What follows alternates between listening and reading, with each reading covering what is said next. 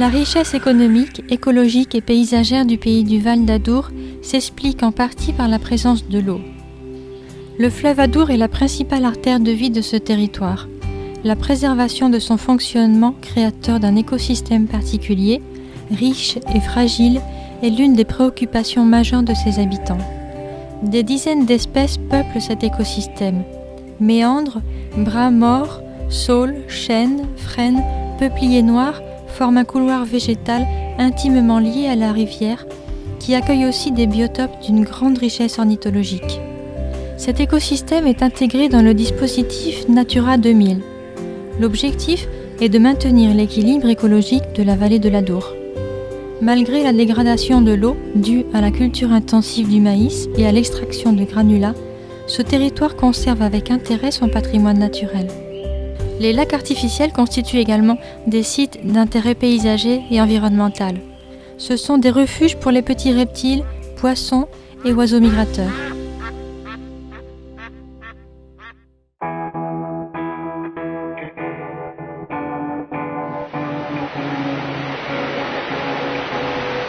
Il existe en Val d'Adour de nombreuses petites constructions qui font partie du paysage et qui rappellent les activités agricoles et rurales d'autrefois.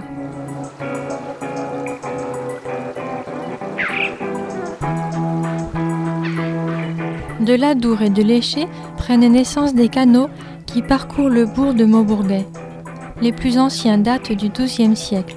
Ce sont le canal du Thau et celui de Saint-Jean de Jérusalem. Des canaux interrompus par des moulins pour moudre le grain, actionner le tour, carder la laine ou pour la scierie.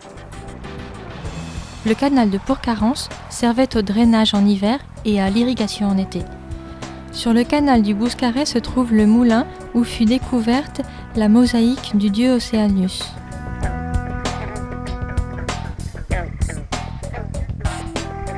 Le canal des usines de M. Castelmore, tel que fut nommé au XIXe siècle le canal du château. Provenant de l'Adour, il servait à alimenter les usines. Sur son cours, nous trouvons un moulin à farine, une scierie et à l'intérieur du château une batteuse. Le canal servait aussi à l'irrigation des jardins et plus de 100 hectares de prairies.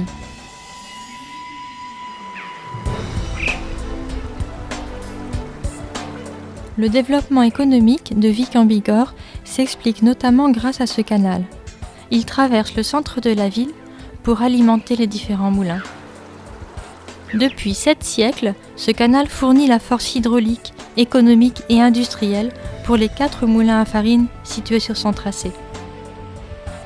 Pour créer Vic-Bigorre, il n'y a pas Vic-Bigorre, la ville n'existe pas sans le canal. Défense de la ville, alimentation des hommes, alimentation des animaux et surtout force motrice permanente, gratuite pour mettre en route les moulins qui ont toujours fonctionné sur ce canal depuis le XIIIe siècle.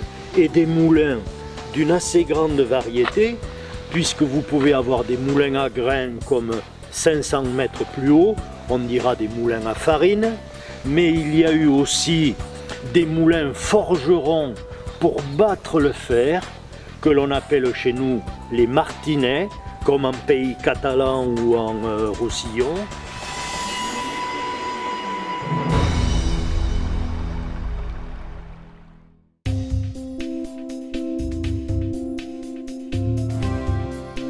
Les lacs du Val d'Adour ont été aménagés pour la plupart pour constituer des réserves d'eau pour l'irrigation et pour soutenir l'étiage de l'Adour.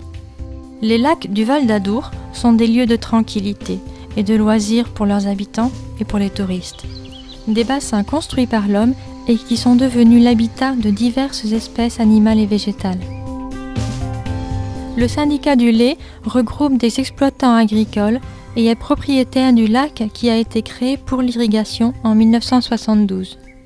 La commune de Cadillon souhaite développer l'écotourisme de ce secteur qui a la particularité d'associer, de part et d'autre du coteau, le lac, zone humide et des pelouses sèches inscrites en zone Natura 2000 où des orchidées rares fleurissent au printemps. Le syndicat a accepté de vendre à la commune le chemin qui borde tout le tour du lac afin de favoriser ce projet. Dans le lac de Cadillon, de 30 hectares, la pêche est permise. Les amoureux de la randonnée peuvent profiter d'un itinéraire de 8 km autour du lac. Près du lac se trouve aussi une zone de pique-nique, un espace de jeu et un camping municipal. Donc là, effectivement, on a la chance de voir toute la faune qui y vit. Donc ça peut être des ragondins par exemple, et puis des oiseaux, beaucoup d'espèces d'oiseaux. En saison, ce sera aussi des oiseaux migrateurs. Et effectivement, ce sentier pourrait être encore amélioré du point de vue interprétatif, puisque pour le moment, on laisse un petit peu les gens découvrir par eux-mêmes la richesse de la flore et de la faune, mais ça mériterait effectivement un développement supplémentaire.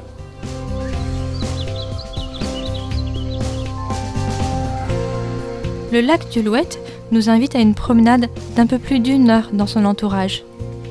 Cette promenade, dont on revient calme et serein, offre un paysage harmonieux et attractif, ainsi qu'une végétation unique.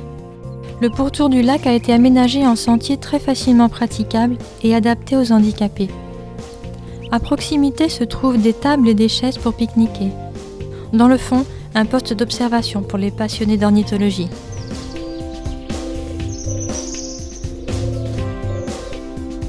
C'est un lac de 30 hectares. Ce lac constitue un centre de loisirs où les activités nautiques et la pêche sont autorisées. Il est ici possible de naviguer à pédalo, en bateau électrique ou en kayak. Il existe une aire de pique-nique ombragée, une piscine ludique et des espaces de jeux pour enfants. Tout au long de l'été, des concerts et des spectacles sont programmés. Sa résidence est ouverte toute l'année.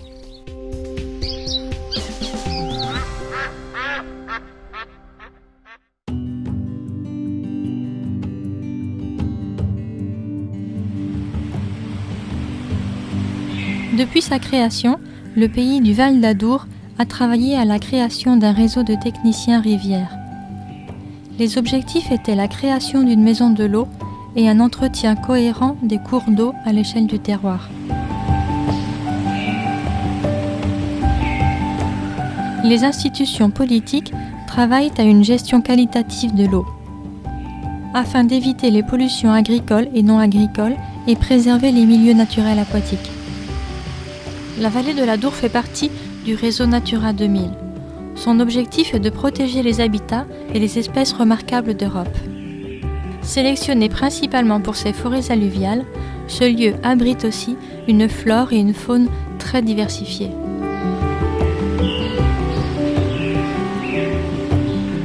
Ancienne exploitation industrielle consacrée à l'extraction de granulats, la gravière de Jubelloc a été achetée et réhabilitée par l'institution Adour pour en faire un lieu de promenade et d'observation de l'Adour et de ses milieux. Cet espace naturel s'étend sur près de 80 hectares et est constitué d'une mosaïque d'habitats riches et variés. Inaugurée en mai 2005, la Maison de l'eau est un centre de ressources sur l'eau porté par l'institution Adour. Ici, des hommes politiques, des techniciens rivières et le public en général sont formés et sensibilisés aux enjeux liés à l'eau, usage, aménagement, ressources, environnement, etc.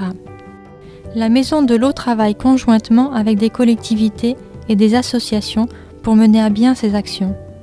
Cette histoire, ça a été un programme leader, ça a été une belle complicité avec plusieurs pays européens dans le programme Aquafil. Et nous avons successivement essayé de définir avec d'autres pays ce qu'étaient nos problématiques communes, ce qu'étaient nos interrogations communes, ce qu'étaient nos inquiétudes communes, et puis ce qui pouvaient être aussi nos réponses communes. Cette maison de l'eau est une réponse concrète qui a hébergé ces rencontres internationales que j'ai évoquées tout à l'heure et qui demain sera un peu le ferment de la réflexion autour de la gestion de l'eau dans notre territoire. Le sentier de randonnée au bord de l'Adour est un linéaire qui va de la sortie de Tarbes jusque dans le Gers à Plaisance et Riscle, et il y a là plus de 50 km de sentiers.